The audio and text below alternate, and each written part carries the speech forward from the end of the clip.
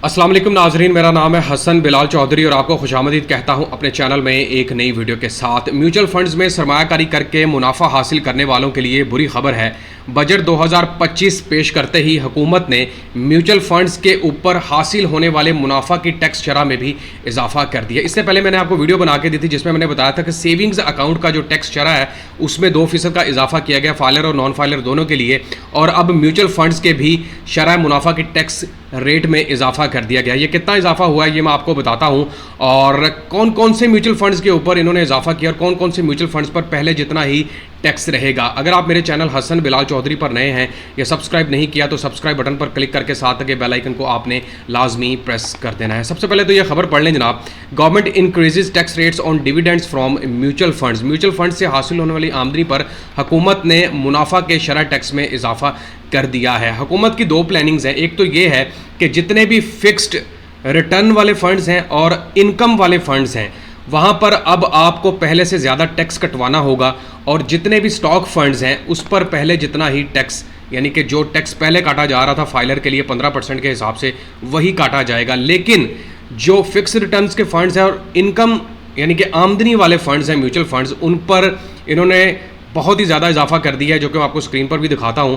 और हुकूमत की प्लानिंग है कि आने वाले दिनों में हमने मैक्सिमम टैक्स की कलेक्शन करनी है, और लोगों की बड़ी तादाद जो है वो म्यूचुअल फंड्स के अंदर सरमायाकारी करके बैठी है। सबसे पहले तो ये समझें कि यार इनकम वाले फंड्स कौन से हैं, फिक्स रिटर्न वाले फंड्स कौन से हैं, और इसके अलावा स्टॉक फंड्स कौन से हैं। भाई अगर आपने अल मिज़ान बैंक इन्वेस्टमेंट के अंदर सरमायाकारी कर रखी है, एनबीपी फंड्स के अंदर आपके म्यूचुअल फंड्स में सरमायाकारी है, एचबीएल है, अलाइड बैंक है, यूबीएल है, या कोई भी बैंक है, तो सबसे पहले ये देख लें जनाब आमदनी वाले फंड्स कौन से हैं। जैसे रोज़ाना आमदनी फ़ंड है, डेली इनकम फ़ंड है। उसके अलावा अगर हम बात करें फिक्स रिटर्न की तो मिज़ान फिक्स रिटर्न के फ़ंड मौजूद हैं। इनके ऊपर अब आपको पहले से ज़्यादा टैक्स कटवाना पड़ेगा। स्टॉक फंड के ऊपर पहले जितना ही टैक्स रहेगा। अब स्टॉक फंड्स कौन से हैं ये मैं पहले बता देता हूँ। जितने भी इक्विटी फंड्स हैं ये सारे के सारे स्टॉक फंड्स के अंदर आते हैं। इसी तरह एनबीपी फंड्स के ऊपर जाता हूँ और मैं आपको बताता हूँ कि यहाँ पर आपके पास स्टॉक फंड्स कौन से, equity funds, NBP stock funds हैं, फाइनेंशियल सेक्टर फंड्स हैं, और इनके ऊपर तो टैक्स वही रहेगा जो पहले कट रहा था 15% के हिसाब से। लेकिन जनाब जितने भी fix return fix term funds हैं, उसके अलावा आमदनी फंड्स हैं, इनकम फंड्स में जैसे महाना आमदनी फंड है, सेविंग फंड्स हैं, इनकम अपॉर्चुनिटी है, या फिर इसी तरह अल मिज़ान बैंक इन्वेस्टमेंट के जितने भी इनकम फंड हैं, और इसी तरह अगर हम बात करें एचबीएल के फंड्स के हवाले से तो जनाब स्टॉक फंड के ऊपर तो वही चलेगा, लेकिन इसके अलावा जितने भी इनकम फंड्स हैं इसके ऊपर अब आपको ज़्यादा टैक्स कटवाना पड़ेगा। तो ये खबर आपके सामने जनाब, इसको पढ़ भी सकते हैं। In the latest budget, the finance minister has suggested that income or fixed return mutual funds will see their tax rate increase to 25%।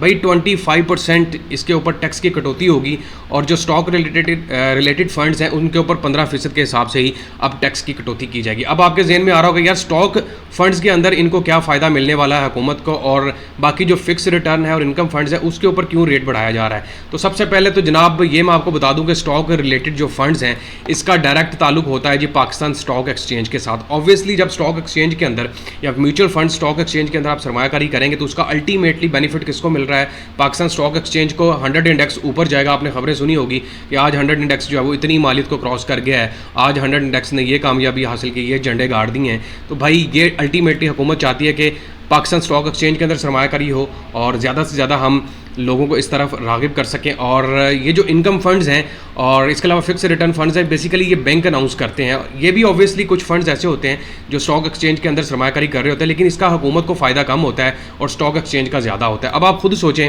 कि अगर आप रोज़ाना आमदनी फ़ंड के जितने भी फिक्स इनकम के रिटर्न के फंड्स हैं वहाँ पर सरमायाकारी करेंगे तो आपको टैक्स के ऊपर यानी कि 1 लाख के ऊपर फ़र्ज़ करें 11% या 12% मिल रहा है या 7% मिल रहा है, तो उसके ऊपर आपको 25% के हिसाब से टैक्स की कटौती करवानी पड़ेगी। तो अल्टीमेटली लोग क्या सोचेंगे, यार चलो स्टॉक एक्सचेंज के अंदर इन्वेस्टमेंट कर लेते हैं क्योंकि स्टॉक एक्सचेंज के अंदर हमें कम टैक्स कटवाना पड़ेगा। अब मैं आपको एक चीज़ समझाने जा रहा हूँ, इसको ज़रा गौर से समझे और आपको समझ आ जाएगी कि भाई इससे क्या होता है। मतलब मैं आपको एचबीएल के फंड्स के ऊपर लेकर आया हूँ। यहाँ पर देखें जो स्टॉक फंड है उसके ऊपर आपको मंथ टू डेट क्या रेट मिल रहा है 6.33, और इसी तरह अगर आप इनकम फंड के ऊपर आएंगे तो आपको क्या रेट मिल रहा है 12.32।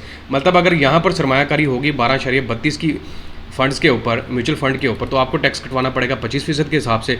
यहाँ पर सरमायाकारी होगी तो आपको टैक्स कटवाना पड़ेगा 15% के हिसाब से। अल्टीमेटली दोनों का प्रॉफिट रेट सेम ही हो जाना है। मतलब यहाँ पर करेंगे तो आपको रेट ज़्यादा मिल रहा है, 25% टैक्स की कटौती करवा लें। और इसी तरह अगर मैं नीचे आपको दिखाऊँ इनकम फंड इस्लामिक 14.2% के हिसाब से रेट ऑफर किया जा रहा है, लेकिन 25% पे चला गया। स्टॉक एक्सचेंज इक्विटी फंड की बात कर लें तो वहाँ पर आपको 6.63, लेकिन 15% के हिसाब से टैक्स की कटौती है। इसी तरह मैं अगर आपको मुफाब की वेबसाइट के ऊपर लेके जाऊँ और यहाँ पर मैं आपको NBP फिक्स्ड रिटर्न की बात करवा दूँ तो यहाँ पर रेट क्या मिल रहा है जनाब 11.40, 25% के हिसाब से टैक्स की कटौती। याद रखिएगा जितने भी बड़े बड़े फंड्स हैं यहाँ पर 25% के हिसाब से टैक्स की कटौती होगी। लेकिन अगर हम इनकम फंड की बात करेंगे, यहाँ पर मैं इनकम फंड लिख देता हूँ, इनकम अपॉर्चुनिटी ये फंड है, वहाँ पर रेट अगर आपको दिया जा रहा है लेकिन उसके ऊपर आपको टैक्स की कटौती बहुत ज़्यादा करवानी पड़ेगी। इसी तरह अगर आप मीज़ान के ऊपर आ जाते हैं, मीज़ान फिक्स्ड या मीज़ान रोज़ाना आमदनी फ़ंड की बात कर लेते हैं, रेट क्या मिल रहा है जनाब 10% के हिसाब से और टैक्स की कटौती 25% के हिसाब से करवाना पड़ेगी। अच्छा, यहाँ पर मैं आपको टैक्स की कैलकुलेशन भी करके दे देता हूँ कि अब आपको अगर 1 लाख की सरमायाकारी है आपकी फ़िक्स रिटर्न फंड्स के अंदर, म्यूचुअल फ़ंड या फिर इनकम रिलेटेड म्यूचुअल फंड्स के अंदर सरमायाकारी है तो कितने टैक्स की कटौती होगी, टैक्स की कटौती के बाद 1 लाख पर कितना प्रॉफिट मिलेगा, और अगर आपने स्टॉक फंड्स के अंदर सरमायाकारी कर रखी है तब आपको कितना प्रॉफिट मिलेगा। सपोज़ करें जी 1 लाख रुपए की आपने सरमायाकारी की है जी मीज़ान के रोज़ाना आमदनी फ़ंड के ऊपर, तो मल्टीप्लाई कर देते हैं, सपोज़ करते हैं इसके ऊपर रेट आपको मिल रही है 12% के हिसाब से, तकसीम कर देता हूँ 100 के ऊपर, ये बनता है 12,000 रुपये, तकसीम करूँगा 12 के ऊपर तो 1 साल में आपको 1,000 रुपये का मुनाफा मिल रहा है। अब याद रखिएगा 25% के हिसाब से यहाँ पर टैक्स की कटौती होगी, तकसीम कर देंगे 100 के ऊपर तो आपको तकरीबन 1,000 के ऊपर 250 रुपये की टैक्स की कटौती करवाना पड़ेगा और आपके पास जो पैसे बचेंगे वो 750 रुपये के करीब बचेंगे। ये 25% टैक्स के हिसाब से कटौती। तो ये अपडेट है और इसके अलावा मैं आपको मजीद तफसीलात बता देता हूँ। The purpose of this additional tax session और income generating fund is to encourage them to invest more in stock market. यही वही बात होगी कि आपको स्टॉक मार्केट के अंदर ज़्यादा से ज़्यादा इन्वेस्ट करना चाहिए, विल रिड्यूस देयर टैक्स, ताकि आपको टैक्स की कटौती भी कम करवानी पड़े। Being transfer from income generated assets to stocks. अब उन्होंने कहा कि आपने जो इनकम फंड्स के अंदर पैसे रखे हैं उसको आप निकलवा कर स्टॉक फंड के अंदर भी रख सकते हैं। The influx of these funds coming from the mutual funds can be expected to start a new bullish trends in the market. अब मार्केट के अंदर एक नया ट्रेंड आएगा।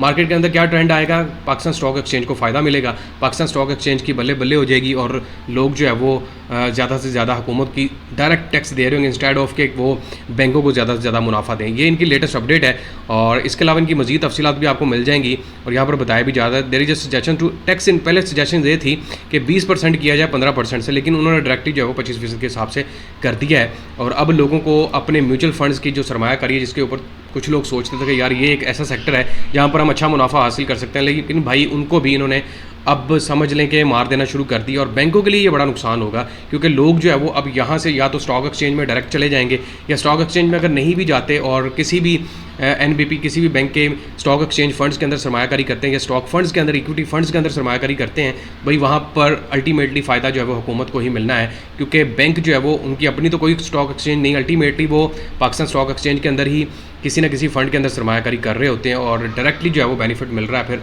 मिलना शुरू हो जाएगा पाकिस्तान स्टॉक एक्सचेंज के ऊपर। और ये इनका यही मिशन था और ये मैं आपको बता भी चुका हूँ और ये मुकम्मल तफसीलात आपकी स्क्रीन के ऊपर भी चल रही हैं। तो भाई अगर आपने अलमीज़ान बैंक इन्वेस्टमेंट की किसी भी इनकम फंड के अंदर, जैसे कि अलमीज़ान बैंक में इन्वेस्टमेंट की बात कर लूँ तो इनकम फंड कौन कौन से हैं? इस्लामिक इनकम फंड है, डेली इनकम प्लान 1 है, स्विर्जन प्लान है, मुनाफा प्लान 1 है, सुपर सेवर प्लान है। ये सारे के सारे अब 25% पे टैक्स कटौती के साथ है। इसी तरह फिक्स्ड टर्म फंड्स में अंदर जितने भी मुनाफा पायदार प्लान है वो सारे उसके अंदर चले गए हैं।